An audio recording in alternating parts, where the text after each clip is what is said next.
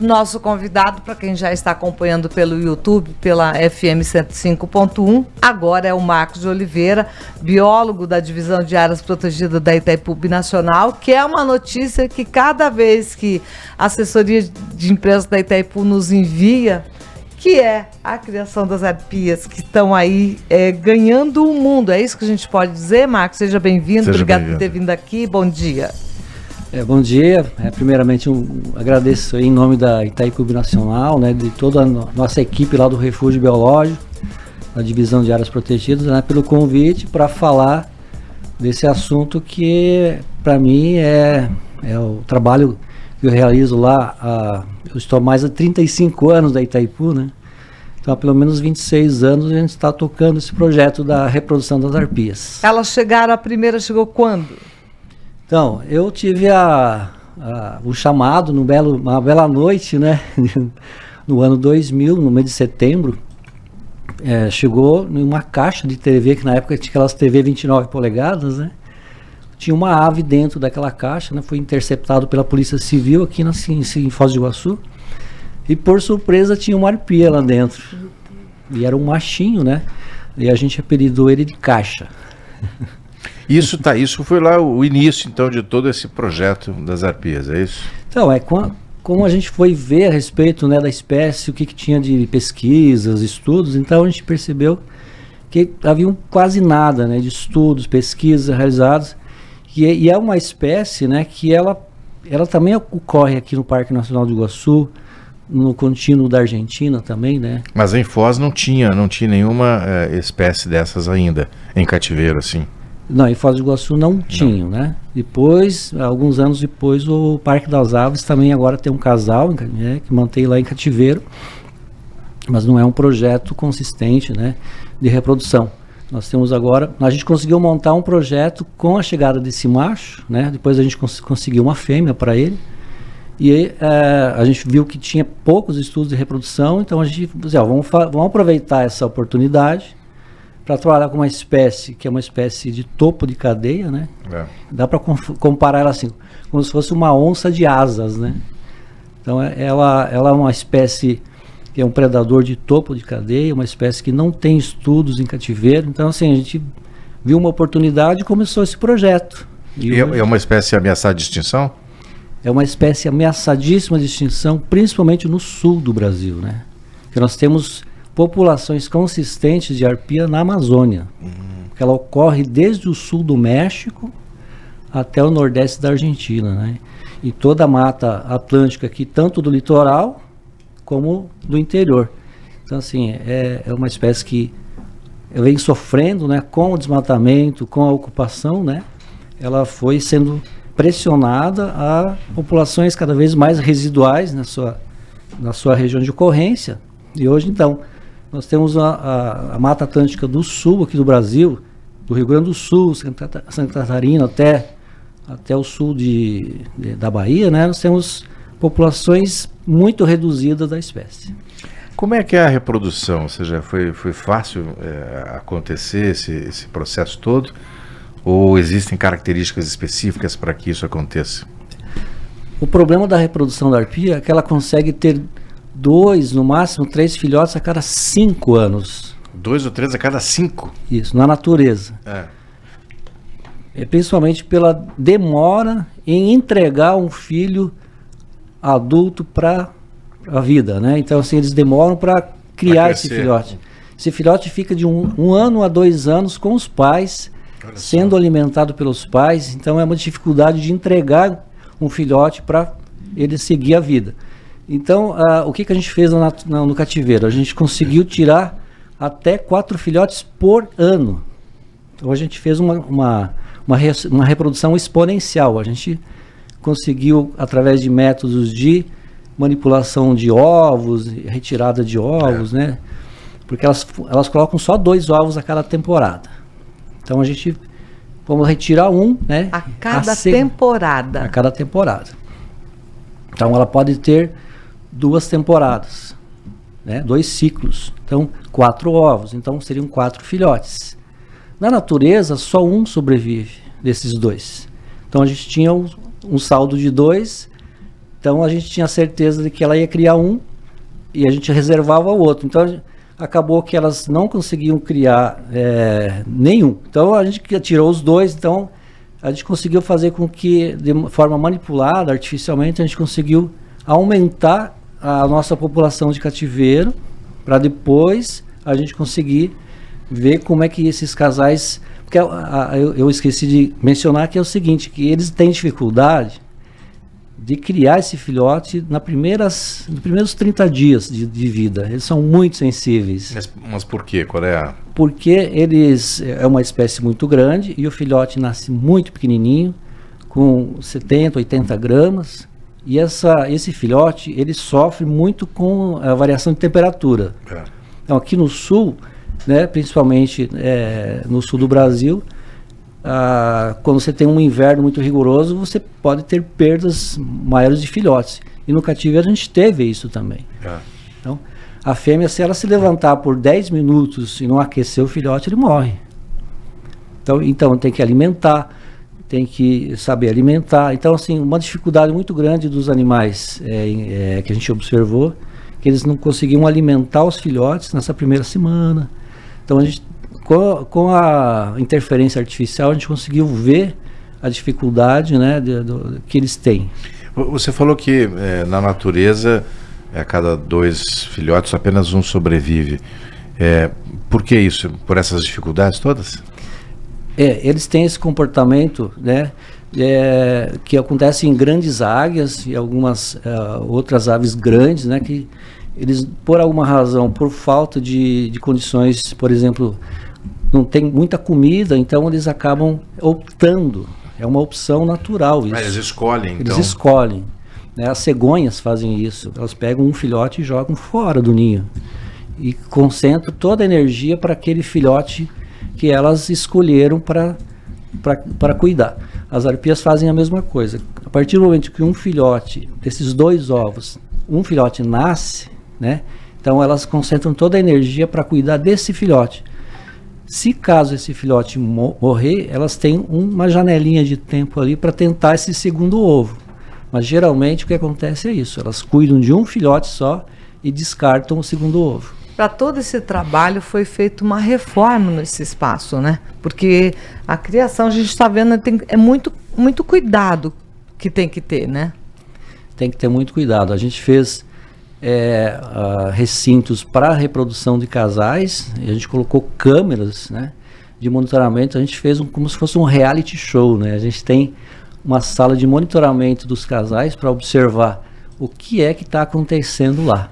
Então, como é que eles fazem o ninho, o que eles têm de dificuldade para a gente poder depois mexer. E uma outra coisa que a gente fez, então, como nasceu muitos filhotes, então a gente fez um recinto grande lá na parte que é pública, né, que as pessoas conheçam. Então a gente colocou os filhotes lá.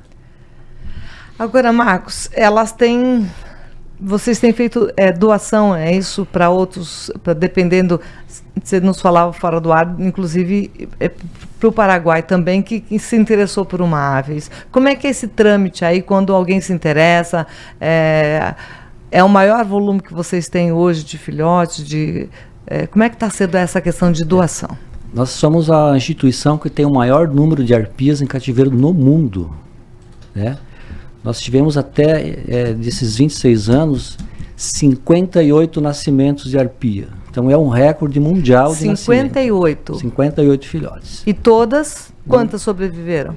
Nós temos 72% de sobrevivência, que para uma criação de aves é um número elevadíssimo, né?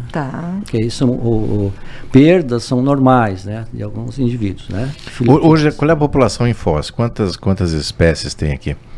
Quantas aves? Quantas arpias? Isso. Nós, na Itaipu, no refúgio biológico, nós temos 30 arpias. 30 arpias? Arpias. São 15 casais, isso? São ou não? 15 fêmeas e 15 machos. A idade de algumas e o tempo de vida? Os casais que a gente mantém para reprodução são 6. Uma arpia, ela em vida livre, ela pode viver até os 45 anos, 50 anos. Meu Deus. Qual é o tamanho de uma arpia, ou qual é o peso da arpia? A gente considera que a arpia é a nossa maior águia, né, das Américas. Então ela tem, o macho pode chegar até 6 quilos no máximo, e uma fêmea pode chegar até 9 quilos. Então, uma envergadura de um macho, 1,80 m. 1,80 m de A envergadura. fêmea chega a 2,30 m de envergadura de asa, né? 2,30 m. Que loucura. E elas fazem parte do passeio de Itaipu. Quem quiser ver, por exemplo, é um encanto, imagina. Elas estão lá na parte do passeio da trilha. Então, assim, se as pessoas querem conhecer as arpias, podem fazer o agendamento do passeio lá com o nosso sistema de turismo, né, da Itaipu. E elas fazem parte lá do circuito da trilha dos animais. É muito bacana conhecer elas, dá para ver elas muito de pertinho. Nós temos uma passarela elevada, né? Que dá para ver elas de olho a olho. Assim. Se a gente se encanta, imagina as crianças, as escolas. Eu acompanho ali as redes e sempre tem escola, tem estudante por lá que fazem essa visita. Olha a curiosidade. É uma oportunidade de conhecer esse trabalho de perto, né? Como é que porque a gente vê com frequência, até com imagens quando os turistas vão, enfim, de um treinamento que é feito com a arpia, de vocês delas chegarem, voarem até vocês. Como é que é feito esse trabalho? Tá. Esse treinamento que é feito às vezes com outras aves menores, né? Ele não é indicado com a arpia. A arpia ela é muito pesada e ela é muito... A arpia não faz isso? Na arpia a gente não faz esse condicionamento de falcoaria, como é feito no ecoparque. Entendi. O que a gente pode fazer com a arpia seria um condicionamento, por exemplo, para ela receber um alimento no bico com uma pinça, para ela receber uma medicação, né? Entendi. Então esse é um condicionamento operante, no caso... Eu confundi, na verdade, então, com a falcoaria. Né? A gente pode fazer esse tipo de treinamento. Do que elas se alimentam? As arpias, né, como os rapinantes, né, que são os gaviões, os falcões, as corujas, eles são carnívoros, né, eles comem carne. Então, assim, a gente cria lá para eles uns ratinhos, porquinho da Índia, né, e carne bovina também. A gente coloca uma dieta variada, assim, um dia vai uma coisa, outro dia vai outra. Qual é assim, a capacidade de... porque a gente tem em mente assim daquelas águias sobrevoando, pegando um coelho, saindo e levantando voo. Os filmes, né? Os filmes e tal. A arpia tem essa característica também na natureza? Tem muitos vídeos, né, no YouTube, na internet, né, que você consegue ver algumas águias europeias, que são muito grandes também, carregando cabra, né, filhotes de cabra que podem chegar a 10 quilos. Mas as nossas arpias... elas caçam no meio da floresta e principalmente na parte mais alta das árvores. Então elas conseguem capturar preguiças, macacos, bugios, né, coatis, né, esses animais que sobem na árvore também. E pode chegar até 6 quilos. Elas conseguem carregar 6 quilos de presa. E hoje, nessa trilha, além da arpia, o que mais a gente pode visualizar de animais? No refúgio nós temos o nosso programa de visitação, são as espécies que ocorrem aqui. No sul do Brasil nós temos a onça pintada, a arpia, nós temos o lobo-guará, nós temos lontra, anta, cervo do Pantanal, né, cutia, veado-bororó, que é uma espécie nativa nossa aqui, que ocorre só aqui no sul. Então, assim, algumas espécies são muito importantes aqui para a conservação do sul do Brasil. Se comparado o refúgio biológico de Itaipu com outros no Brasil todo, como que vocês... Porque vocês têm uma atenção e desdobramento com a arpia, que é um destaque mundial. Quais outros programas que é desenvolvido lá também, que é destaque, que chama a atenção? Então, nós temos... 5 espécies são espécies que são de programas do governo brasileiro. Por exemplo, a jacutinga, o tamanduá-bandeira, o lobo-guará, né, o cervo do Pantanal e a onça pintada. São essas espécies que têm programas oficiais do governo, que a gente participa desses programas para contribuir a nível nacional, né? Em que ano que teve os filhotes? Foi em... Os filhotes da onça, né? Que nós tivemos o nascimento agora eles estão com 3 anos, então nós vão 23. Isso. Então teve o nascimento. Lembro muito bem disso, meu Deus, foi uma festa. Da Arapuá e Jataí. A gente deu o nome de abelha para elas, né? Para justamente pegar o início do ciclo da natureza, que é as abelhas que polinizam, e fecha lá no final com a onça pintada. E teve o concurso para dar nome para elas, né? E sempre a importância de se envolver a comunidade. Vocês estão ali ao lado da Vila C, né? Da Vila C velha, Vila C nova. A importância desse convívio com a comunidade, porque vocês estão do lado deles, né? Ali é uma convivência bastante grande.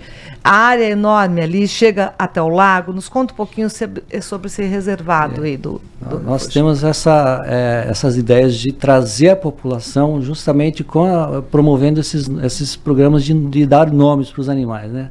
As lontas ganharam o nome da comunidade, das crianças das escolas, e esse engajamento que provoca isso, né? As pessoas, elas se tornam parte. Então, se tornando parte, conhecendo, dando o nome, isso aí faz com que as pessoas aprendam a conservar melhor, cuidar daquilo. Então ela se torna parte daquilo. Então o engajamento da comunidade para nós é tudo. Eu acho que principalmente quando a gente fala de crianças, né? Eu acho que as crianças se envolvendo nessa ideia de conservação, enfim, eu acho que o resultado é muito maior, né? Porque assim, é mais do que educação ambiental, né? É uma conscientização ambiental isso, né? Então todo aquele espaço, o refúgio em si, é um laboratório a céu aberto. Então a comunidade entra, ela vê de tudo ali, as crianças veem de tudo, né? Desde a questão das plantas medicinais, da produção de mudas para plantio nas áreas ali, a gente doa essas mudas também. Tem o trabalho com os peixes que a gente faz também, na parte de piscicultura, porque nós temos o reservatório, né? O reservatório, nós temos o peixe, né? Que tem questão de segurança alimentar, né? As abelhas, que agora a gente incorporou no nosso projeto as abelhas nativas, que é a questão da né, polinização da plantação, né, para produzir comida, né, para a população. Então a gente tenta usar todos esses recursos naturais para poder fazer com que as pessoas se conscientizem, melhorem o conhecimento para ajudar a cuidar, transformar gerações novas. Essa preocupação, acho que com a conservação faz com que vocês também enviem alguns exemplares para outros locais do Brasil. É mais ou menos isso? Eu acabei falando mais, né, ali da questão, mas esse é bem importante. Por exemplo, a arpia, hoje ela está sendo uma espécie, está sendo criado um programa do governo também para conservar ela, não só aqui, o que a gente faz, mas em outros lugares do Brasil. Então nós temos hoje 40 instituições no Brasil que mantém em torno de 180 arpias, né, a população brasileira de arpias. E essas arpias geralmente são recebidas quando caem dos ninhos lá na Amazônia, por atropelamento, machucou, um tiro, não sei o quê. Então os animais às vezes estão solitários em outros zoológicos, né? Então a gente envia, por exemplo, se tem uma fêmea solteira lá no Pará, então nós enviamos um macho para fazer o par. Encontro de casais. Encontro de casais. A gente tem o aplicativo do casamento, né? A gente faz o casamento das arpias, a gente faz um controle desses indivíduos a nível geral no Brasil para poder transformar isso numa população que possa contribuir para a preservação da espécie, né? Fantástico, né? E para todos que interessados aí, a gente está iniciando as aulas escolares agora, mas sempre tem um espaço, um dia na agenda do pai, da mãe, do morador no entorno do Lago de Itaipu, na nossa região, para vir visitar e, com certeza, entrar nas redes sociais, que ali tem os ingressos para moradores, com gratuidade, com desconto e todo o passeio que você pode fazer. Redes sociais da Itaipu Binacional, do Refúgio Biológico Bela Vista. E olha, passe... Tem que ir com tempo, né, Marcos? Isso, umas 3 horas, mais ou menos? Só para o refúgio? 2, 3 horas para o refúgio. Lembrar que tem que vir de calçado fechado, né? Uma roupa confortável por causa do calor, né? Lembrar, né, que pôr um repelente, né? Um chapéu. É todo, então, um aparato. E tudo isso, então, para você fazer essa visita e dar de cara com esses animais. Gente, na escola, os professores ficam ensinando. E, às vezes, muitos pais, eu falo porque a gente tem criança. E aí você vai nas redes sociais e fala, olha, isso aqui é uma galinha, isso aqui é um patinho, isso aqui é um tucano. E levar a criança presencialmente para ver os animais e conhecer, acho que tá na porta da nossa casa. A gente fala, tá no quintal de casa, né, Marcos? Tá no quintal de casa. Nós temos o Refúgio Biológico, nós temos o Parque das Aves, o Ecoparque. Nós temos muitas instituições aqui em Foz do Iguaçu que elas juntas, né, conseguem fazer com que tenha assim uma oportunidade muito grande, né, para todas as pessoas se envolverem e conhecerem mais sobre a natureza, sobre os animais, né. Lá no refúgio a gente tem esse espaço, são todos convidados, não tem custo para morador, né. Então assim, as escolas podem agendar para vir, né, com ônibus com as crianças. Então tem que aproveitar e levar todo mundo lá para o refúgio. Para quem se interessou nesse momento, quem está nos ouvindo ou nos assistindo pelo YouTube, quero ir lá visitar. Qual é o primeiro passo, então, Marcos? Então, o primeiro passo é entrar no site de turismoitaipu.com.br, né? E dentro desse site tem lá todas as opções de agendamento. Né? Então, o agendamento turístico, né? De pessoas que são moradores e lindeiros, e as visitas institucionais, né? Que serão as escolas, as faculdades, né? A gente recebe alunos de graduação também. Então, todo mundo pode fazer esse agendamento nesse site, né, turismoitaipu.com.br, e aí vai ser agendada a visita. Essas visitas acontecem diariamente ou tem datas específicas, horários específicos? O refúgio só fecha nas terças-feiras para fazer a manutenção. Tá. Então, quarta-feira até na segunda. Então, sábado e domingo, inclusive, levar a família, quem trabalha, né, quer fazer agendamento no final de semana, pode fazer. É bacana o passeio. Aí, acessando ali, repete lá, Marcos, turismoitaipu.com.br. Ali você já acessa, eu estou na página aqui, você já vê o ingresso para gratuidade de moradores, dos municípios aqui que tem a gratuidade, outros passeios interessantes. Lembrando, né, que no Carnaval tá aí, tem um recesso também, ficar em casa, de repente, uma opção para você também fazer esses passeios, está lá todo o cronograma de visitação. Levar a família, né? Levar a família para entender o que significa, qual é a função principal do refúgio biológico e acompanhar de perto esse trabalho de conservação. Isso.